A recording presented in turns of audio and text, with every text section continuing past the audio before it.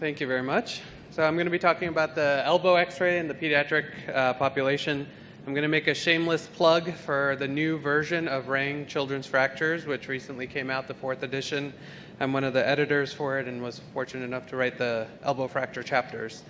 So I completely agree with you guys. The elbow x-ray is very difficult to read, and especially when you're first starting out taking call, the pediatric elbow is very confusing, primarily because of all the growth centers that develop after, certain ages.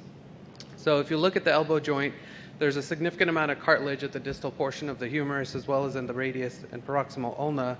And so we're all aware of these secondary ossification centers that develop throughout life. And so I think kind of the first thing to remember for residents, medical students, first starting to take call and treating pediatric fractures is when these ossification centers should be present, and that can help you determine whether or not there's pathology present.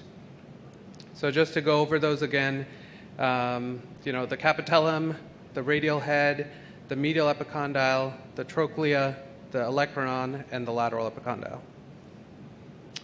So I think the first thing to be good at reading elbow x-rays is to know that you need to start with the physical exam, because any pediatric elbow x-ray that you look at, it's really helpful to have evaluated the child first and know where the tenderness is present.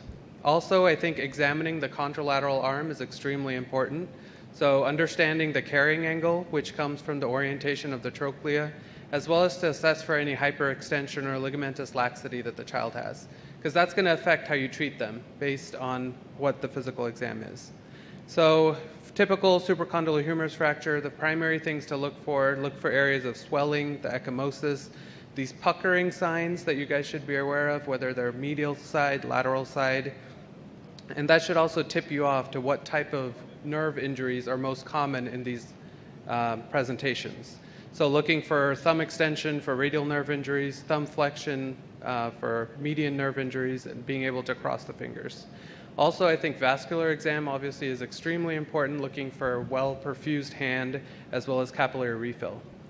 My other important take-home point is that don't accept poor x-rays. So I think a good AP and a lateral x-ray of a pediatric elbow is extremely important. So we've published about this loser's view, which is basically when a child has a fractured elbow, they're holding it flexed by their side. The tech is afraid to fully straighten out the elbow. So you get an AP of this bent joint, and it's extremely difficult to interpret that x-ray. So always know that it's okay to send the child back for a repeat x-ray and to get a contralateral x-ray if needed to have a comparison. Also, oblique views, internal and external rotation, can be extremely important. So basically on the AP radiograph, some of the primary angles that you're looking at is the Bowman's angle, which you make a line down the long axis of the humerus and then onto the capitellar physis. So the normal values are shown there, and you should look for varus or valgus alignment on that view. On the lateral view, you want to make sure that you have a true perfect lateral, which you should see this hourglass figure on the distal humerus.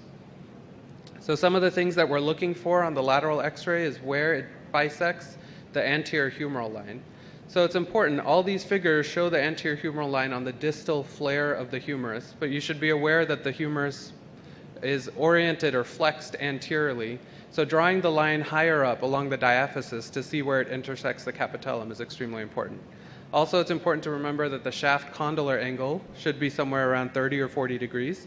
So any amount of extension, especially in type 2 supracondylar humerus fractures, you should be worried about hyperextension of the child and repeat injuries. So that's, there again, a contralateral elbow exam to look for ligamentous laxity and carrying angle is important.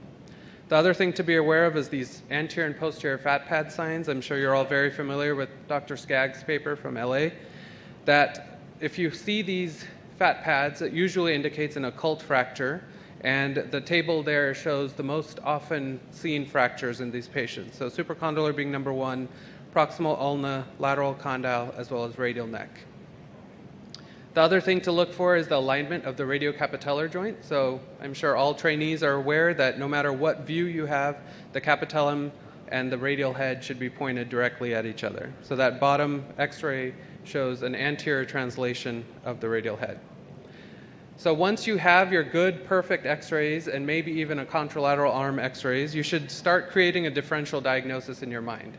And so this helps, sorry, out of time, but so you should be aware of the most common injuries in patients and see if you can start to categorize these as a dislocation of the elbow, which is extremely rare, lateral condyle fractures, supracondylar fractures, or transphyseal fractures.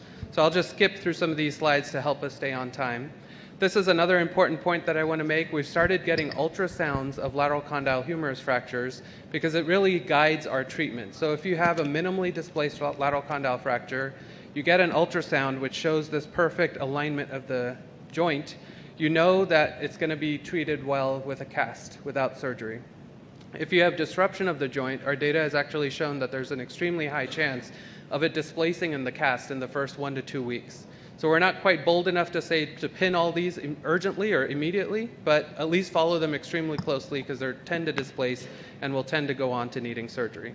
This is the other big fracture that you should be aware of, obviously, the transphyseal humerus fracture. It's indicative. Salil, can you restrict Absolutely. yourself? Yep, child. Can you make a point what you wanted to make? Absolutely. So take-home points, main things, physical exam, extremely important. Get repeat x-rays to get good pictures, radiographs of the contralateral arm, advanced imaging with ultrasound or MRI, and work through your differential to get to the diagnosis.